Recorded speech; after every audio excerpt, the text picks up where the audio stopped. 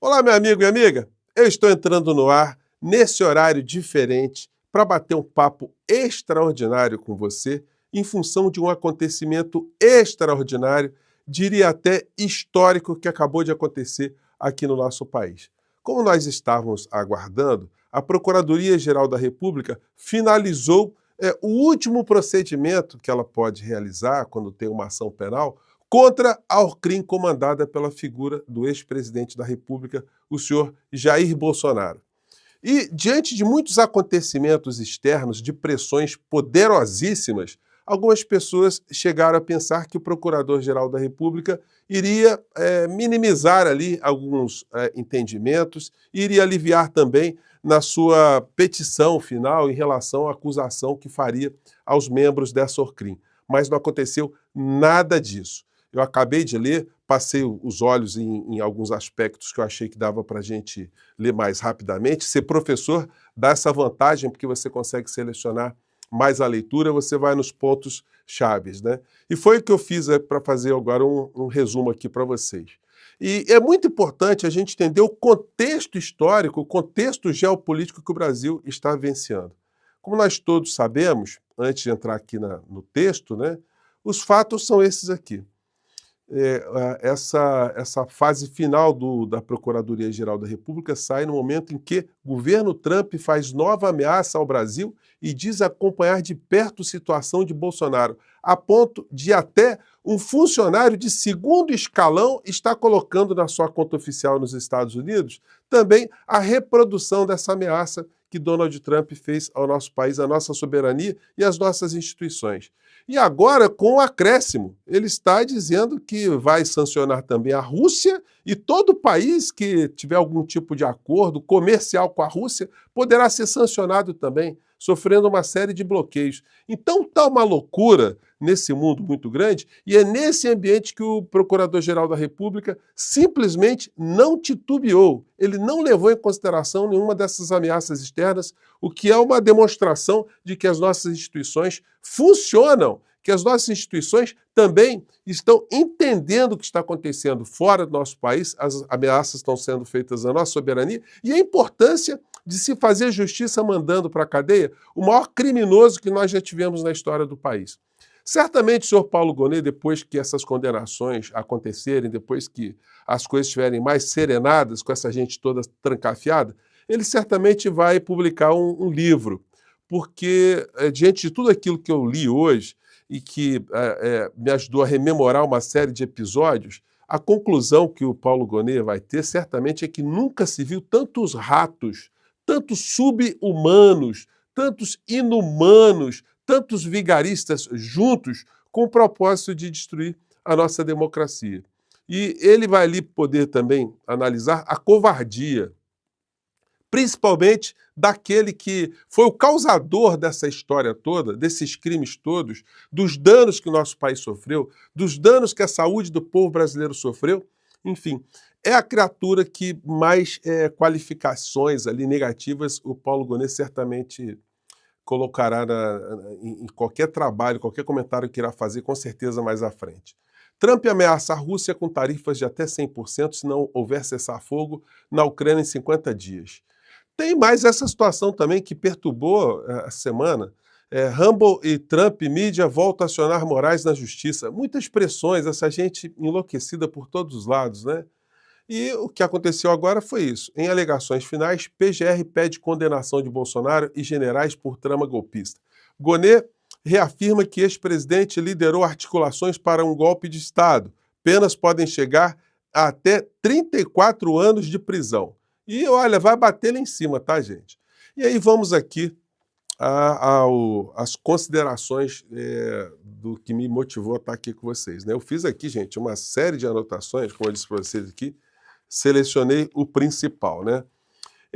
Na estrutura da peça, né, aqui está aqui o Procurador-Geral da República, falando da ação penal número 2668, o relator ministro Alexandre de Moraes, autor Ministério Público Federal, réus Alexandre Ramagem Rodrigues e outros. Por que o Alexandre Ramagem? Por ordem alfabética. O Bolsonaro foi ali no bolo, né? E aí é o seguinte, Na estrutura teve uma introdução, depois o Paulo Gonet ele fez uma análise de que os fatos que foram narrados, tudo aquilo que foi apurado, faz sim, preenche o tipo penal, ou seja, se enquadra naquilo que a lei diz que é crime.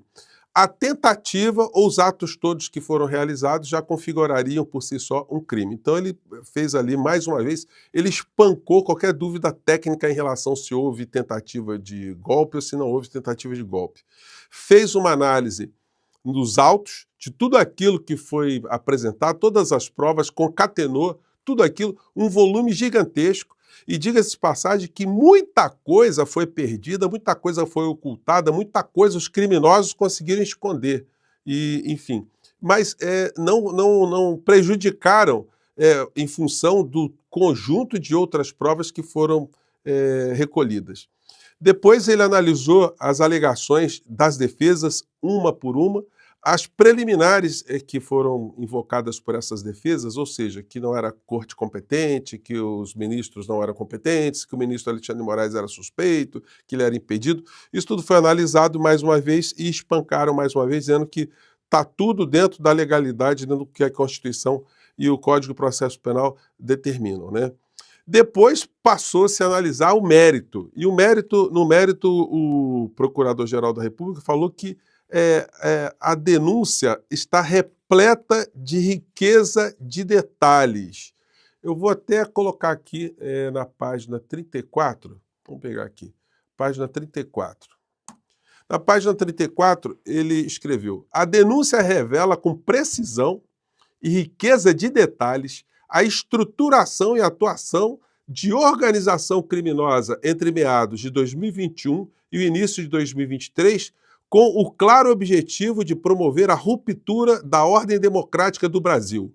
O grupo liderado por Jair Messias Bolsonaro e composto por figuras-chave do governo, das Forças Armadas e de órgãos de inteligência, desenvolveu e implementou plano progressivo e sistemático de ataque às instituições democráticas, com a finalidade de prejudicar a alternância legítima de poder nas eleições de 2022 e minar o livre exercício dos demais poderes constitucionais, especialmente o Poder Judiciário. E aí segue, né? Bom, aí mais à frente, isso tudo, gente, quando ele vai vendo ali as negativas do Bolsonaro, as provas apresentadas e as desculpas esfarrapadas, olha, nas entrelinhas ali eu tenho certeza que no relatório das alegações finais só pintavam na cabeça dos procuradores da República a expressão rato. Bolsonaro é um rato, né?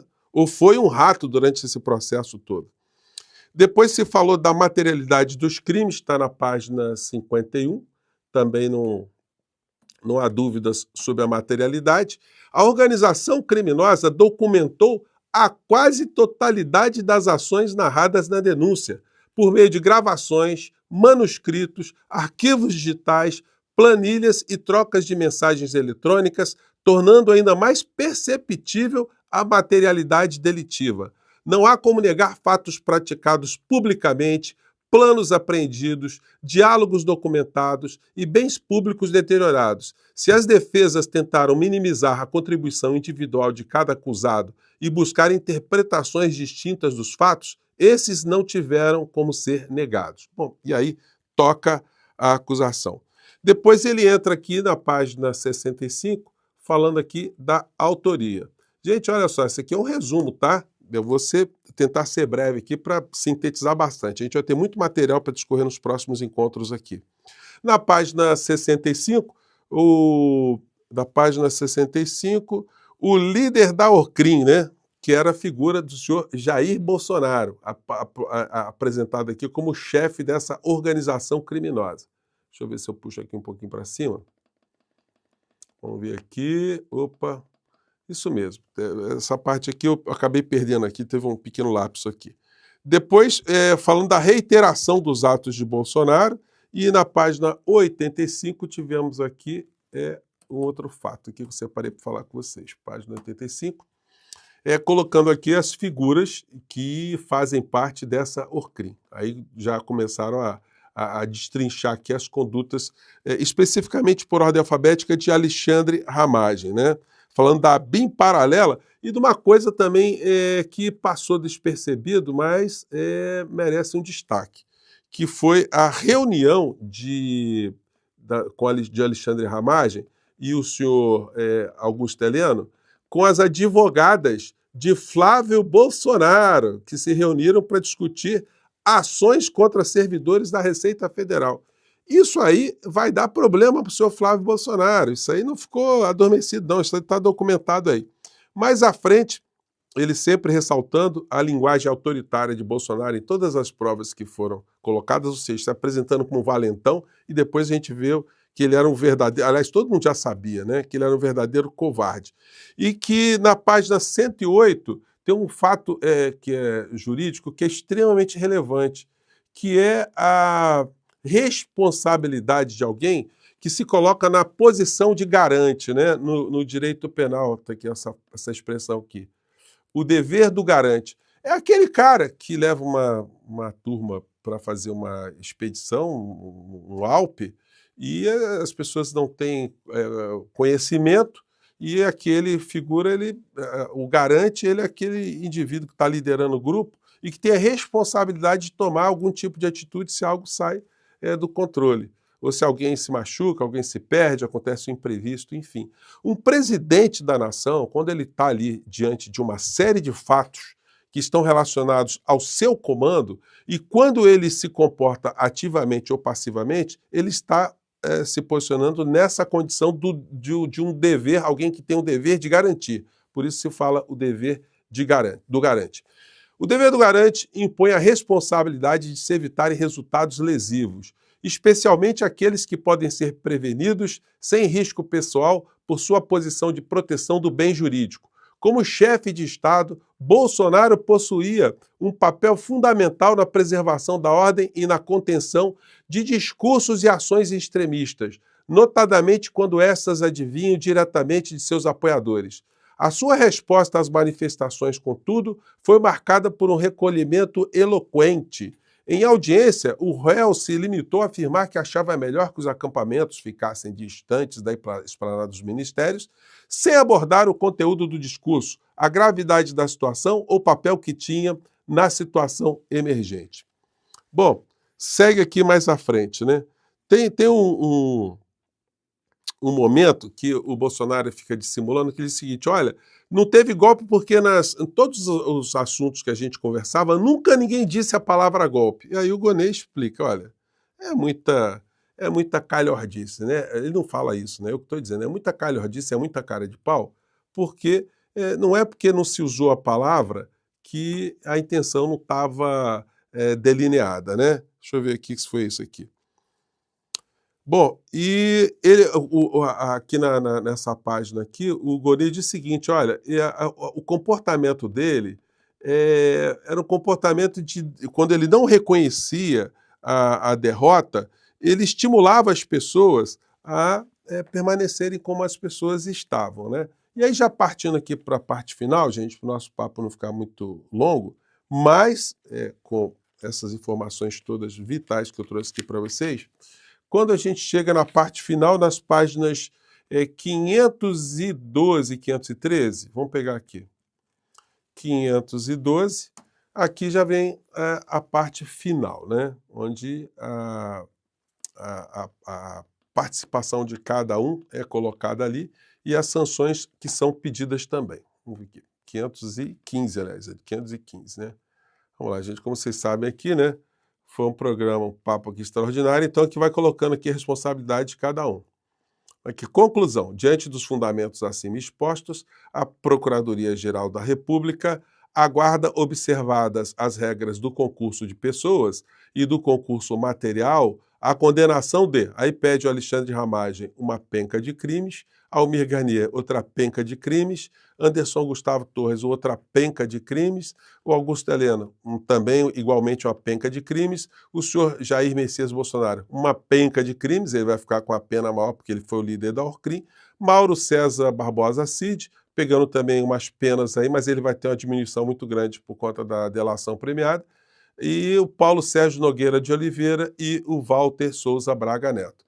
No final, ele assina: aguarda ainda a fixação do valor mínimo para a reparação dos danos causados pelos crimes denunciados nos termos do artigo 387, inciso 4º do Código de Processo Penal, ou seja, as sanções pecuniárias, o que essa gente vai perder no bolso ainda por tudo isso que eles cometeram. Seria uma coisa pertinente aos danos efetivos, danos materiais e também danos morais, danos que são cujas penas pecuniárias servem para punir de uma forma mais exemplar ainda aqueles delinquentes que fizeram tudo o que fizeram. Então assina aqui, Brasília, 14 de julho, Paulo Gonet Branco, Procurador-Geral da República. Então é isso, gente. Para quem não acreditava, a fila deu mais uma andada, o Ministério Público encerrou. Agora, as defesas dos criminosos aí, eles vão apresentar também as suas alegações finais e o ministro Alexandre de Moraes marcará o julgamento.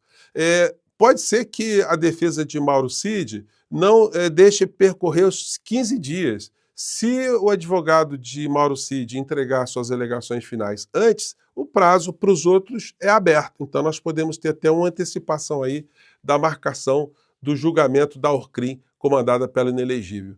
Como vocês puderam ver, ninguém ficou intimidado com tudo aquilo que está acontecendo contra o nosso país, não. E essa gente está indo para a cadeia e para o lixo da história ao mesmo tempo. Bom, eu fico por aqui, gente. Obrigado você que me assistiu, estava comigo aqui nessa noite, nessa madrugada histórica, e espero que o nosso papo aí rode durante o dia inteiro aí, mais tarde, meio-dia ou às 17h40, eu volto aí para a gente dar mais contornos a essa história toda, porque passou alguma coisa, né? Não consegui ler com intensidade as 515 páginas, mas eu li o principal e só posso garantir para vocês. Bom, eu fico por aqui. Um grande abraço, boa noite, boa madrugada, um bom dia, um ótimo dia para você, tá bom? Tchau!